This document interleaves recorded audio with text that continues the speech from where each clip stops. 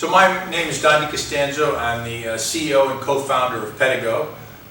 We've been struggling to come out with the right trike for about 5 years now, and this is the culmination of all the design and experience that we've had in building trikes. We built a similar model this a few years ago and decided to pull it off the market because it wasn't exactly the way we wanted it to be. We wanted to make sure it was 100% correct. So we learned a lot along the way, and most importantly, we came to the conclusion that these riders are, the people who are going to buy this bike are not looking for speed, but they're looking for safety and comfort.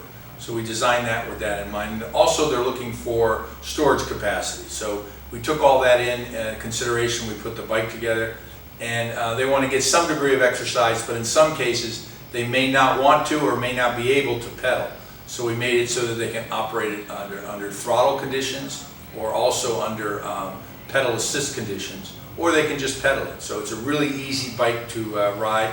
We made the width wide enough or narrow enough so it would fit inside and out of the door. So it's got a 28-inch width, and most doors, residential doors, are about 30 inches, and most commercial doors are about 36 inches. So you can easily ride it into stores, or ride it into your house, or ride it any place as long as the door is at least 30 inches wide. With all that in mind, we also wanted to make it so we only had to make one size, because not everybody's the same size. So we put a lot of adjustments into it to be able to accommodate somebody who's as short as 4'6", all the way up to somebody as tall as me, and even taller than that at 6'1". And the way we did that is we made the seat obviously adjustable up and down, but we also made it so that the handlebars have this infinite adjustment clip that's easily to do, that you can, if you're bigger and you want to ride forward, you can put the handlebars way forward. If you want to sit back in a more reclined position, you can sit back like this and pull them close to you. You can put them up a little bit, you can put them this way. So it has almost infinite variability. So in my particular case, this is like the perfect riding position for me, so now I'm going to lock it into place. So that upright riding position we found to be very important. The amount of reach that you want to have to be very important. And then we have all the different functions that are on here, including the most important feature of all, and that is a little ding-ding. Because the bell is just a nice way to say, excuse me, I'm coming through, and it's a polite way, and it's the universal way to recognize that people want to let people know they're coming down the pathway. They can just do the little ding-ding, and everyone kind of moves out of the way. The other things that we thought were important were, we think it's important to go, but we think it's even more important to stop. So this bike has front disc brakes and also a rear disc brake that stops the bike very quickly. And that's better than the traditional rubber-mounted things you might see on a typical bicycle, and because those are really not very much good. If anything, should get wet. The disc brake works in all conditions. Those other brakes don't perform very good braking if they get wet.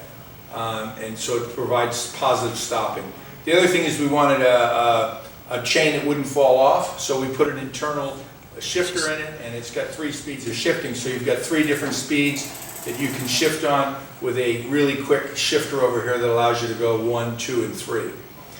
In addition to that, this bike has both a throttle and a pedal assist function.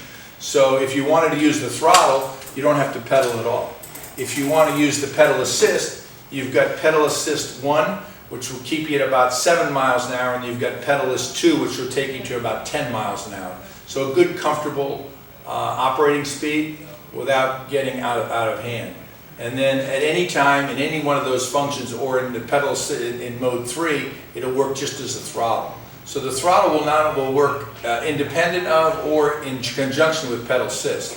And the best example of that is if you're riding along and you're going about 7 miles an hour, and you see that you're in the middle of the intersection and the light changed, and you want to make sure you get through quick enough, you can then quickly hit the throttle, override that, and go right through the intersection, and then go right back to your pedal assist function without having to pay attention to anything else.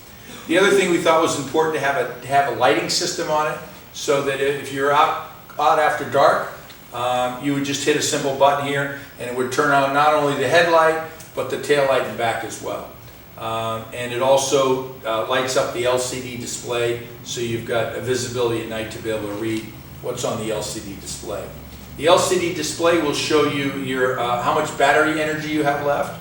It will show you your trip. It has an odometer on it, It also displays the function that you're in, pedal assist 1, 2, 3, or 0, which means it would just act as a bike. So if I just wanted to ride this as a trike and not have any power at all, then I'd simply put it on 0. It would give me the light to be on, it would give me my speedometer and odometer function, but in essence, the bike doesn't have any power to it. As soon as I go to power assist level 1, it would then give me a little bit of assistance. If I go to power assist level 2, it'll give me a little more assistance. And then if I go to power assist level 3, it will just only operate with just the throttle. Braking. So beyond the braking of the disc brakes, we also have positive lock emergency brake cables on both brakes. So when you clip the brakes down and push in this pin, it now locks the bike and it can't move. The front tire's locked and the rear tire's locked. That's particularly advantageous if you're parking it on a hill. It's also advantageous if you didn't want anybody to steal it. They're not just going to jump on and figure out, hey, this bike doesn't go. Unless they were familiar with that, they wouldn't know whether or not it has the emergency brakes are what causing it to stop. The other thing that we did is we integrated the battery right here in the frame, so the battery is easy to access. It clips in and out. We're good to go. Very good. And also, we have a ample bucket back here that's a storage bucket to go. If you use it as a grocery getter or you're going to run errands, you can put everything you back safely in this secure bucket back here, and you can ride along comfortably. We've certainly had people put pets in there. We absolutely do not recommend you put children in there. It's designed for a maximum weight of 50 pounds. It's designed for a maximum weight of 50 pounds in the back. Even if you've got a small child with 50 pounds, we don't recommend you put them in. The most important thing, though, I want to relate to people is three-wheelers don't ride the same as a bicycle. The balancing is entirely different because you don't have the benefits. So you have to lean differently. You lean the opposite on a trike than you would on a regular bicycle to counterbalance the weight.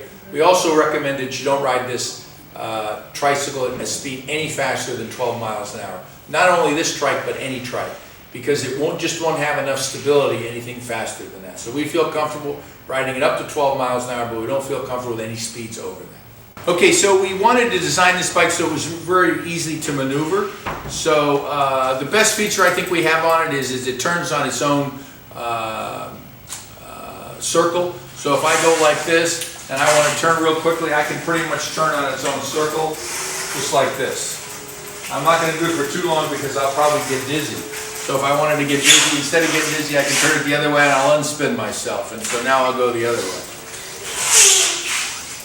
It makes it fairly easily maneuverable. The other thing is if you want to go backwards, you can kind of do the exact same thing. You can just go like this, and if you get good at it, you can actually put it in reverse doing the same thing. So while it's not an actual reverse, it does give you the ability to go backwards. And look, I'm back in this, that's where I started. We also are very concerned about all the components on the bike.